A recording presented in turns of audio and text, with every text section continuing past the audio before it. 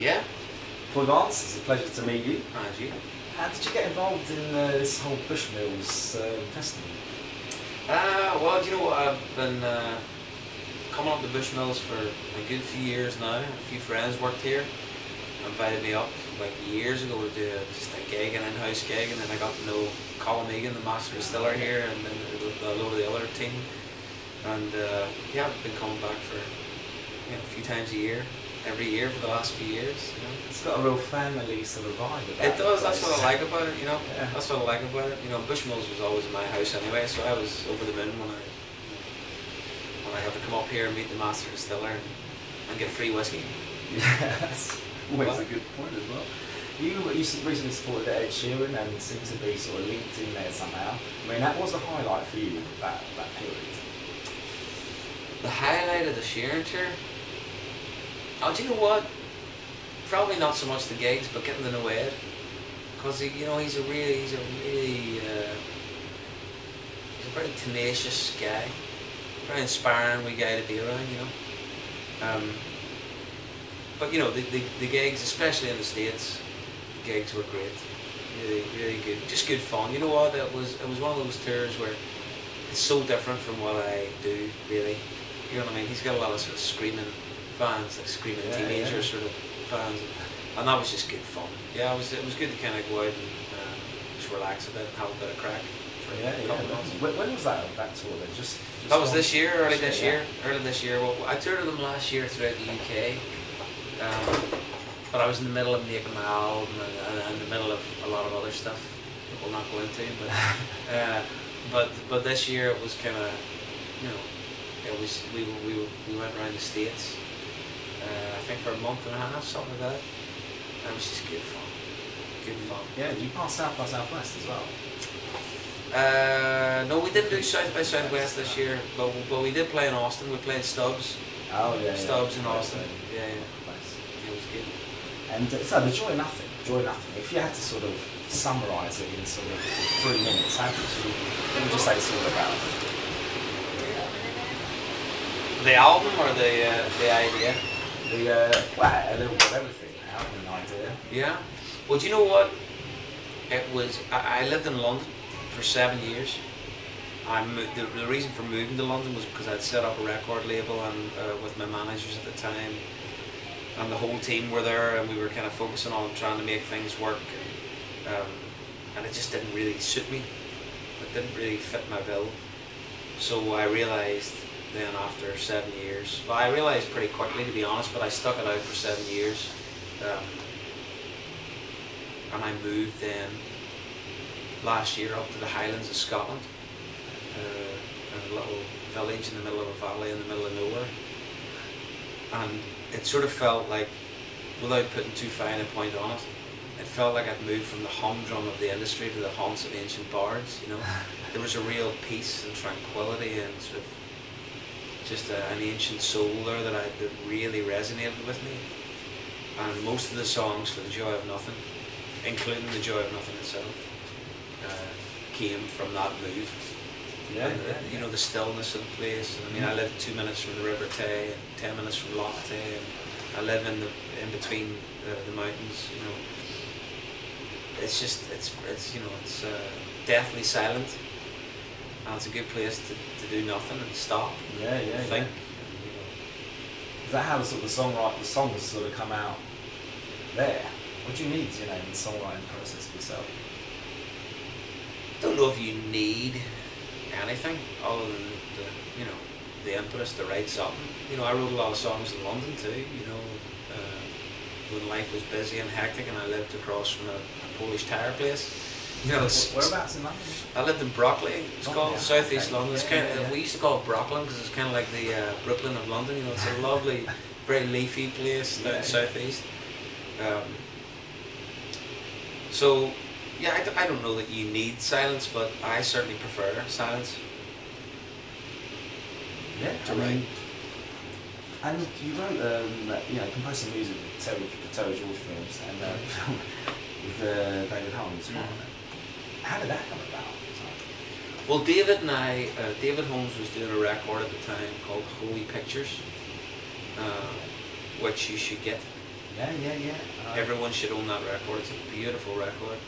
And he had me over to do some vocals on it, backing vocals and stuff. And then while I was there, I kind of asked him would he mind remixing one of my tunes. So he did a remix for me. And in that process, we sort of, we just got on like a house on fire, you know, and communicated pretty well. Musically, it was a very direct relationship that we had.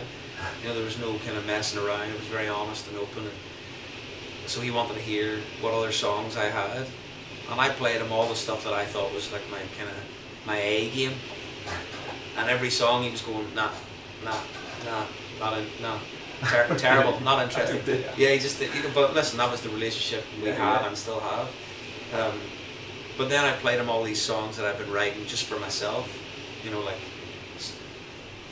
you know, I'd say a good 70-80% of the stuff I write generally never gets released, or it's, you know, it sort of feels like it's coursework, if you like. Yeah. But that was all the stuff that he liked, and I found that interesting. So we developed a relationship through those songs and trying to find a sonic identity for them. And then during that process, Terry George was doing this film, The Shore, the short film which he'd been wanting to do for years, you know. And he was at David's house having dinner and talking about what he wanted musically, and I think the more he talked, the more David was going, I think I might have what you're looking for. So he played him the stuff that David and I had been working on, and Terry loved it. So that was it. That's how that one came about. And then through that process, then I got to know Terry, and when he came out with the next film, Standoff, as it's called now. I pitched my oar in. So, give us a go at that. Give us a crack at that whip.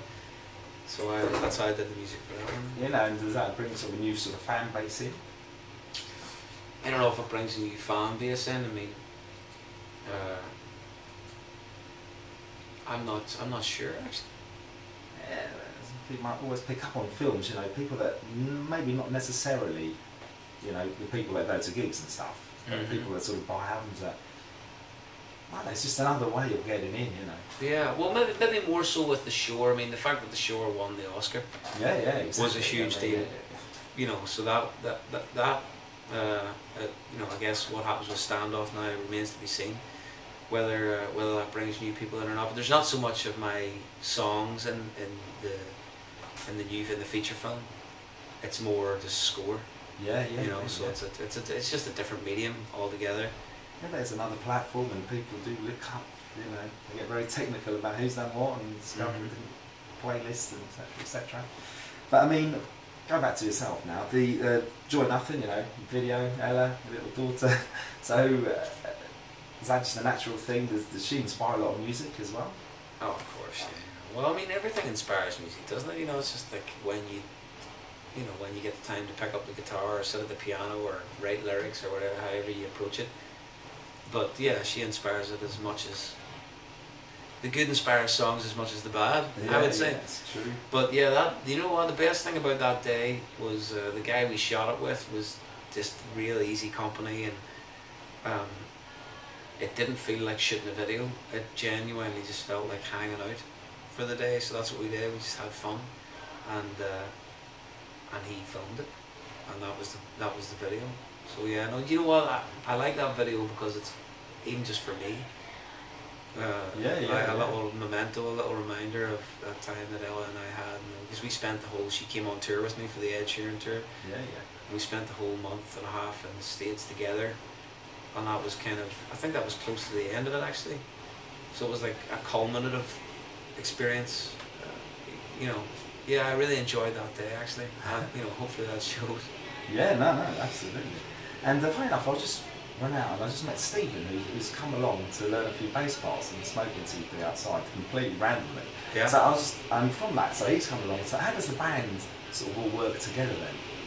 You know, how do you get these musicians around you? Well, that was it was sort of a process. My sort of long-standing drummer is a guy Hammy, Paul Hamilton, and he's kind of my closest confidant in every sense of the word, really. And him and I were talking about producers and musicians and who to use. You know, we're looking at American players and the European players. Just like what band we put together for this, and he introduced me, or he didn't introduce me to Michael Keeney. I've known this guy Michael Keeney for years, but he kind of introduced the idea of Michael Keeney producing the record. And as soon as I met up with Michael Keeney and we talked about musicians, we kind of handpicked people around home, people that I know, but people that aren't, they don't play their instruments as much as they play the song. You know what I mean? They don't there's no ego with them. There's no ego whatsoever. They seem like a lovely bloke, Stephen, I have to admit, just now. I mean, I think that's the key. Yeah. I honestly think that's the key. I think heart is so much more important than ability. Look at the Sex Pistols, for crying out loud. You know what I mean? They couldn't play for toffee. If you really look at it, send them into a cover gig and forget it. But they played with heart, and I think that's why we picked these guys that played in this band. Colley on guitar, and Connor on bass, and Hammy on drums, and Keeney on keys, myself, and then Arco Quartet on strings. And we had the Farriers, Steve from the Farriers that you met, and Rachel from the Farriers who's singing tonight. Every last one of those people are people I go for a pint with. Yeah. You know what I mean? That's exactly what he said. Do you know what I mean? Yeah, they're good folk. They're good folk, and they just happen to be great musicians as well. Thanks a lot for your time. Just running out of time here. But if somebody that music news reader, watcher that hasn't quite sort of caught Foy Vance, what 3 songs would you say you've got to check out? This sort of sums me up. That's a quick. I thought you said you had no time. Oh my goodness. Sums me up, I don't know, but maybe sums up where I'm at the minute. The Joy of Nothing.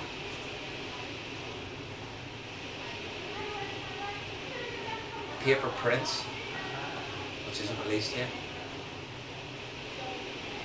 And maybe an old one, Indiscriminate Act of Kindness. Fantastic. Anything else you'd like to say to music news watchers? Hi. Well, it's been a pleasure meeting you. Pleasure's mine. Looking forward to being tonight. Thanks, Margaret. Cheers. Thank you.